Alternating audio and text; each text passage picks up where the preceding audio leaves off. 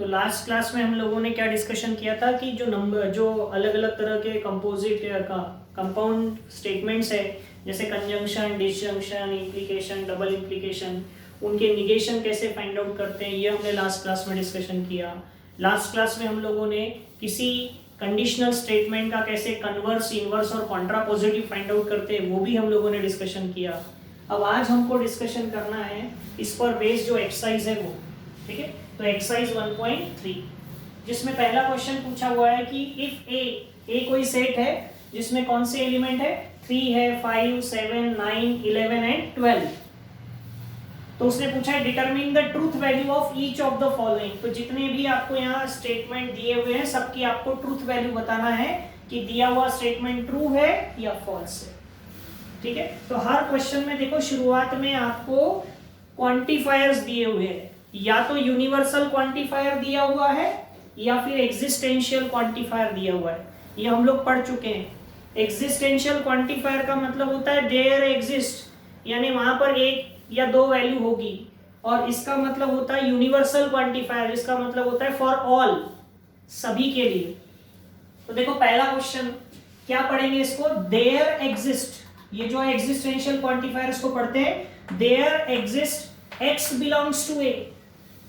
कोई तो भी एक ऐसा एक्स है किसमें है, ए में है, तो एक्स की वैल्यू क्या हो सकती है, एक्स की वैल्यू इनमें से कोई भी हो सकती है, 3, 5, 7, 9, 11, 12 में से ही होगी। क्यों?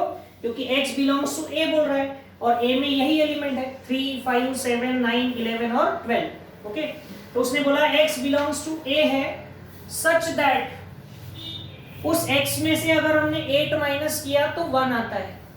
तो ऐसा कोई एलिमेंट है क्या इस सेट में जिसमें से अगर आप 8 को माइनस करो तो 1 आएगा?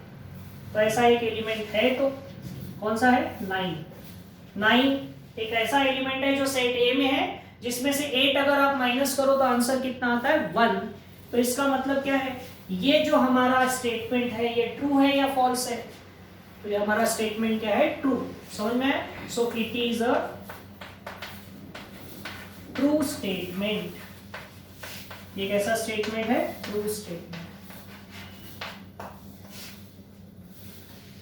ओके, फिर ये दूसरा क्वेश्चन देखो क्या दिया है इसमें, यहां देयर एग्जिस्ट नहीं बोला, यहां बोला है फॉर ऑल, ए के सभी एलिमेंट्स के लिए एक्स स्क्वायर प्लस एक्स, ये एक इवन नंबर होगा।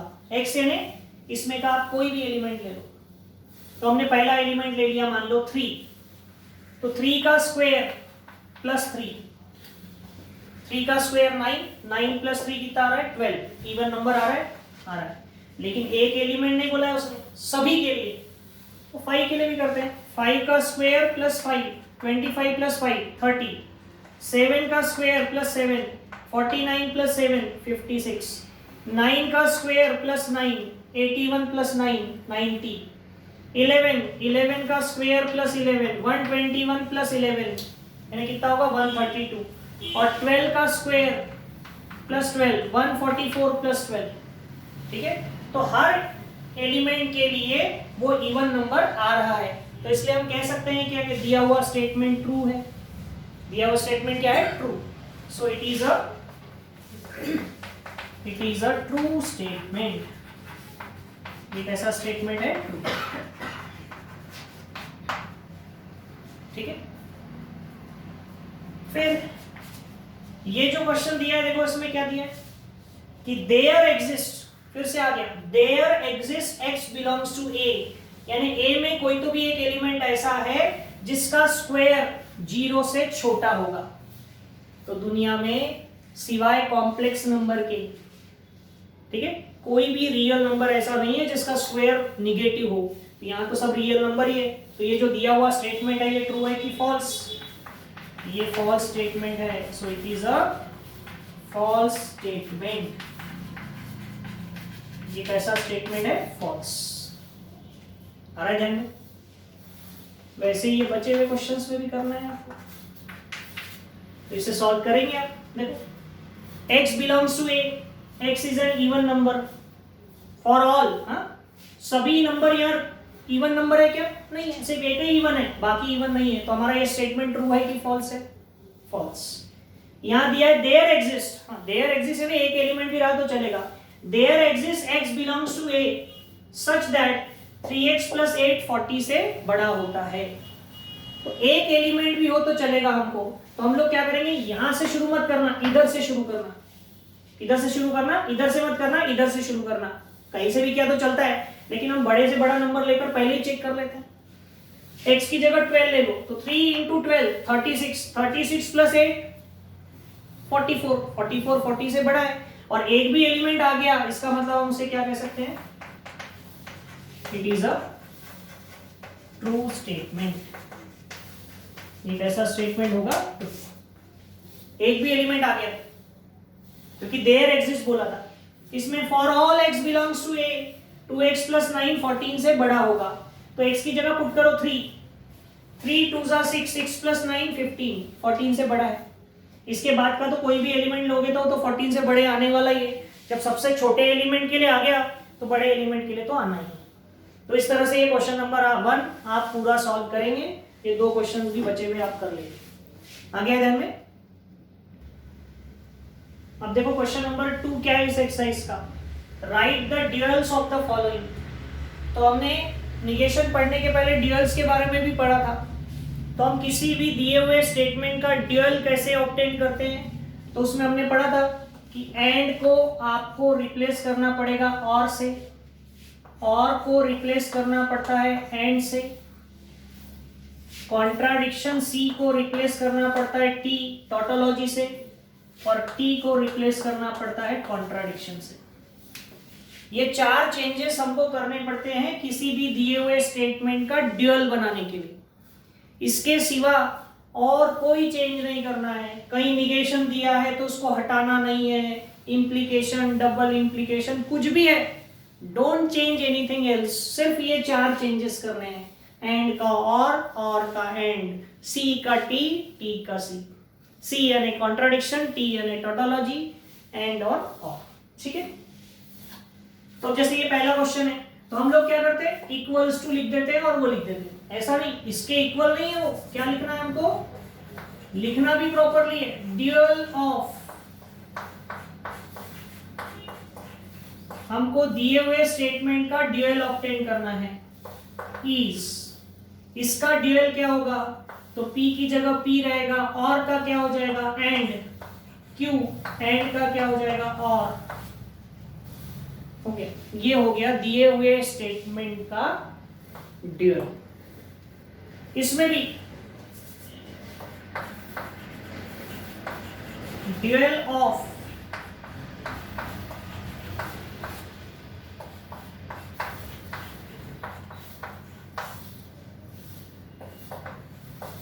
इसका ड्यूअल क्या होगा, तो इसका ड्यूअल होगा, निगेशन अपनी जगह पर रहेगा, P अपनी जगह पर रहेगा, और का क्या हो जाएगा एंड, Q एंड का क्या हो जाएगा और, निगेशन R, और एंड का क्या हो जाएगा और S।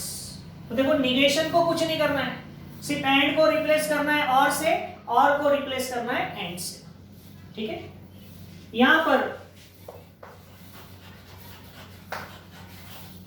इसका ड्यूअल ऑब्टेन करना है हमको।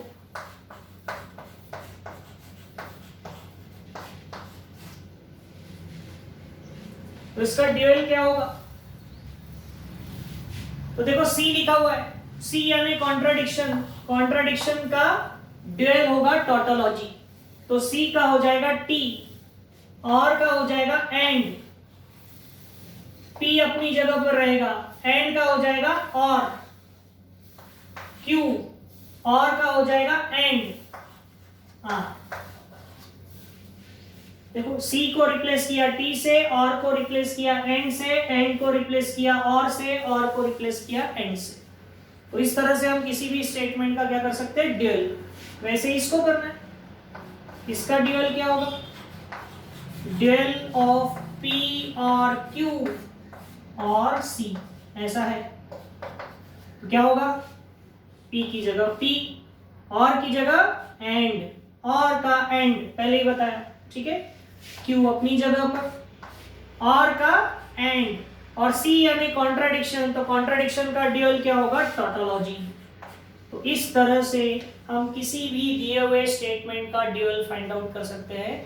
बहुत आसान काम है, लेकिन कंफ्यूजन हम क्या करते हैं ड्यूअल और निगेशन में। तो ड्यूअल करते समय सिर्फ अपने दिमाग में ये रखना है कि हमको टी को सी को टी, एंड को और को एंड करना है, इसके सिवा और कुछ नहीं करना है। ठीक है, अब देखो नेक्स्ट क्वेश्चन है निगेशन का। Write the negation of the following. तो इस प्रॉब्लम्स में हमें क्या करना है, हर प्रॉब्लम में पहले ढूंढ लेना है कि दो स्टेटमेंट कौन से हैं। अगर दो स्टेटमेंट दिए हैं तो, है ना, कुछ सिंगल भी हो सकते हैं, यहाँ दो स्टेटमेंट है जैसे, तो हम पहले स्टेटमेंट को ले लेते हैं पी नाम। Let P x + 8 is greater than 11, और दूसरा स्टेटमेंट क्या है, y - 3 = 6। तो सिंबॉलिक फॉर्म क्या हो जाएगा दिए हुए स्टेटमेंट का, p और q। इस पर ऐसा लिख लेंगे, the symbolic form is p और q। ये दिए हुए कंपाउंड स्टेटमेंट का सिंबॉलिक फॉर्म है क्या, p और q। हमें इसका क्या फाइंड आउट करना है, negation.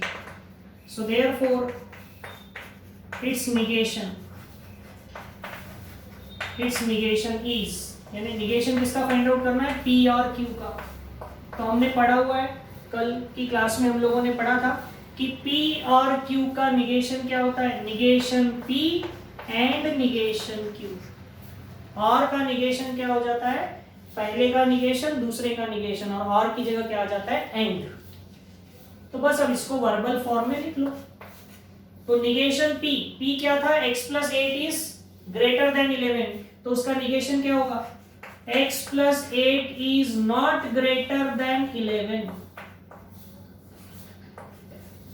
Is not greater than 11, ये इसका निगेशन हो गया। उसके बाद में क्या है, एंड, तो एंड लिखेंगे। उसके बाद q का निगेशन, तो क्या होगा, y - 3 is not equals to 6।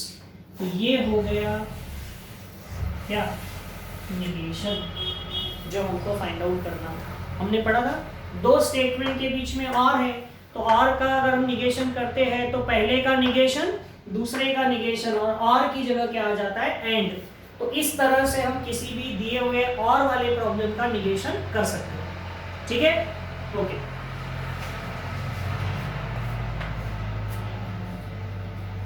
अब देखो ये नेक्स्ट क्वेश्चन, इस नेक्स्ट क्वेश्चन में क्या दिया है, देखो मैंने फर्स्ट के बाद सीधा थर्ड लिया है, बीच के क्वेश्चंस आप सॉल्व करेंगे।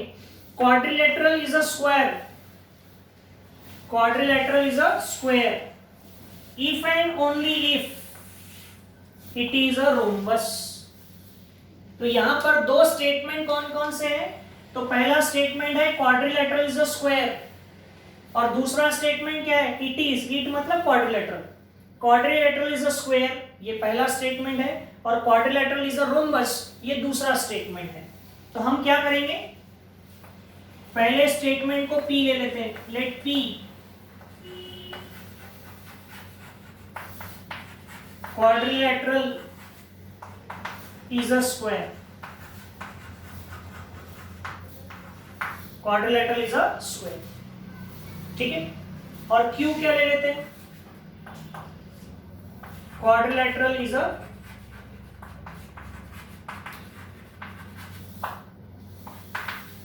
rhombus। quadrilateral is a square ये p स्टेटमेंट है, और quadrilateral is a rhombus ये q स्टेटमेंट है। और दोनों के बीच में कौन सा लॉजिकल कनेक्टिव लगा हुआ है, तो दोनों के बीच में लॉजिकल कनेक्टिव लगा है इफ एंड ओनली इफ। तो इट्स सिंबॉलिक फॉर्म, ये दिए हुए स्टेटमेंट का सिंबॉलिक फॉर्म क्या होगा,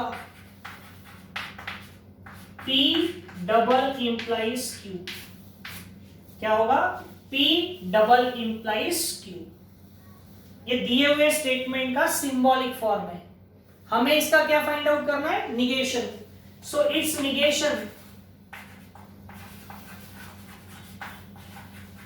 इट्स निगेशन इज, तो इसका निगेशन क्या होगा, तो हमको पता है P डबल इंप्लीकेशन Q का निगेशन क्या होता है, कल ही हमने पढ़ा है क्या होता है।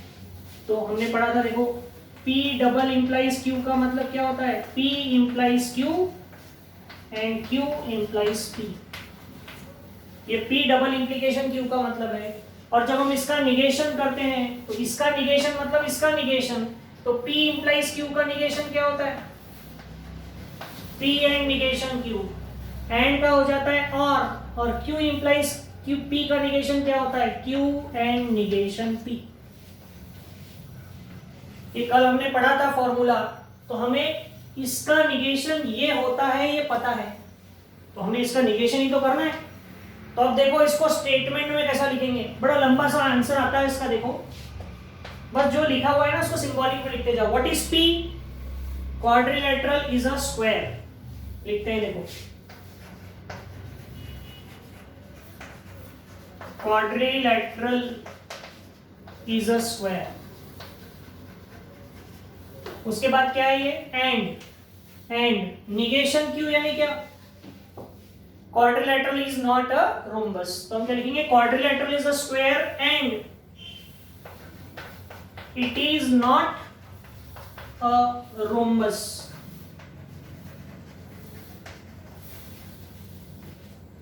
कहां तक पहुंच गए? देखो quadrilateral is a square and it is not a rhombus, यहां तक पहुंच गए। उसके बाद देखो quadrilateral is a square and it is not rhombus. उसके बाद है और Q। What is Q? Quadrilateral is a rhombus और इट इज अ रोम्बस। उसके बाद and negation P, and a quadrilateral is not a square and it is not a square। तो ये ऐसा होगा दिए हुए स्टेटमेंट का निगेशन। तो ऐसा डायरेक्ट तो आता ही नहीं ध्यान में, इतना सारा कैसे कैसे लिखा दिया देखो। लेकिन अगर आपको इसका सिंबॉलिक फॉर्म पता है और आप उसको अगर कन्वर्ट कर पाते हो तो इजीली आप उसको सॉल्व कर पाएंगे। समझ में आ गया? तो इस तरह से आपको इसका निगेशन फाइंड करना है।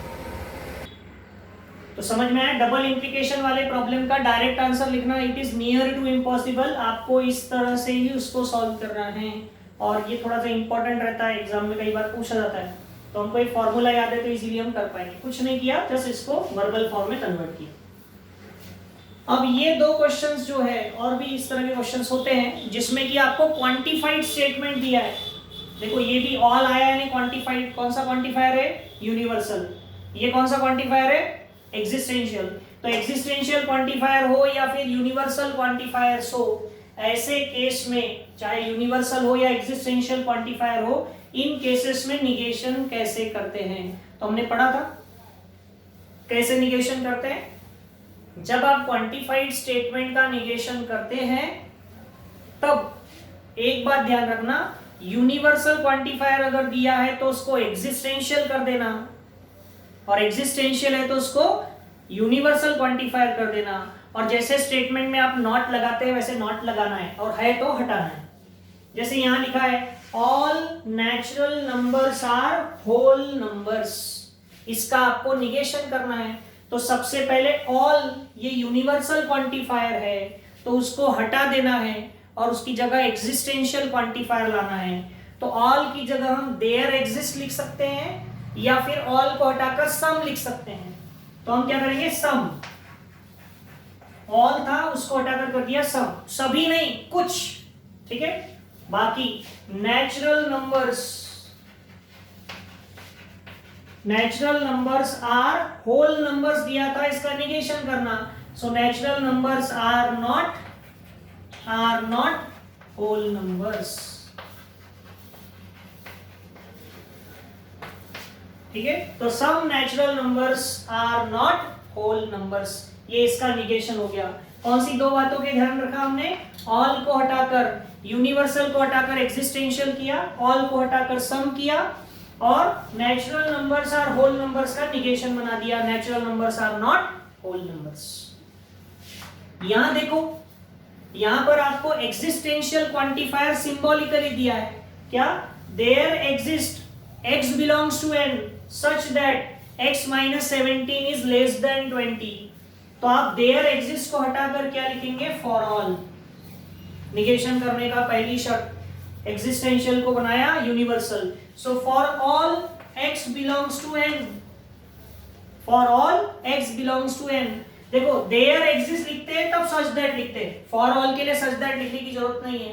तो यहाँ क्या लिखेंगे, for all x belongs to n, existential का हो गया यूनिवर्सल और निगेशन कर देना है स्टेटमेंट का। तो यहाँ स्टेटमेंट क्या था कि x minus 17 is less than 20, वो क्या हो जाएगा, नॉट लेस देन 20। अब आप बोलेंगे sir x minus 17 is not less than 20 को हम ऐसा लिख सकते हैं क्या कि x minus 17 is greater then और इक्वल्स टू 20, तो लिख सकते हैं, कोई प्रॉब्लम नहीं। या फिर ऐसे ही लिख दिया तो भी चलेगा, सिर्फ ग्रेटर देन नहीं लिखना, नहीं तो बोले x माइनस 17 लेस देन 20, आपने लिख दिया x minus 17 is greater then 20, नहीं, ग्रेटर देन और इक्वल्स टू भी हो सकता है। तो सीधा सीधा दिया है तो उसको काट दो, खत्म, नॉट हो जाता है। तो इस तरह से आपको ये निगेशन फाइंड आउट करना है। अब देखो किसी स्टेटमेंट को अगर कंडीशनल स्टेटमेंट आपको दिया है तो उसका कन्वर्स, इनवर्स और कॉन्ट्रा पॉजिटिव ये हम फाइंड आउट कर सकते हैं। ये हम लोगों ने भी लास्ट क्लास में डिस्कशन किया था, कैसे किसी दिए हुए कंडीशनल स्टेटमेंट का कन्वर्स, इनवर्स और कॉन्ट्रा पॉजिटिव फाइंड आउट करते हैं। तो हमको एक कंडीशनल स्टेटमेंट दिया है, देखो इफ देन। इफ देन से जो जुड़ा हुआ रहता है उसको कंडीशनल स्टेटमेंट कहते हैं। पहला स्टेटमेंट है आपका x लेस देन y और दूसरा स्टेटमेंट है x square is less than y square, और उनके बीच में क्या लगा हुआ है, इफ देन। तो हम पहले स्टेटमेंट को p ले लेते हैं, लेट p क्या है, x लेस देन y, और दूसरा स्टेटमेंट क्या है, q x square is less than y square. ठीक है, और ये इफ देन वाले स्टेटमेंट को हमें क्या करना है, इसका कन्वर्स, इनवर्स और कॉन्ट्रा पॉजिटिव फाइंड आउट करना है। सो the symbolic form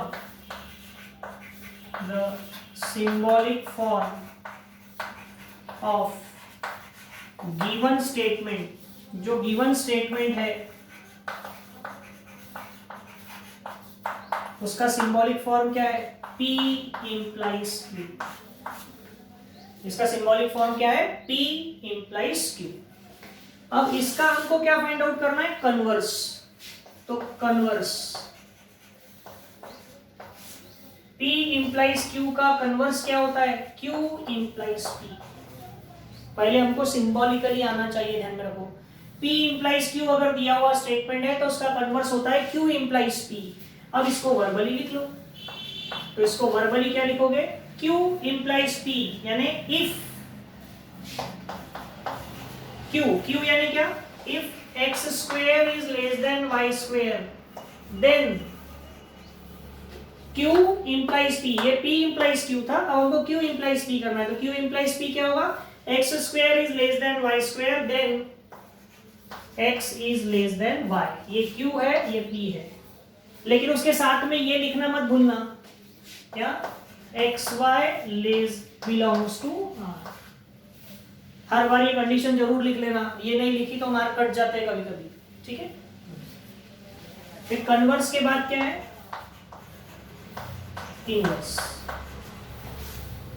अब कन्वर्स हो गया, अब हमको क्या फाइंड आउट करना है, उसका इनवर्स। तो इनवर्स क्या होता है,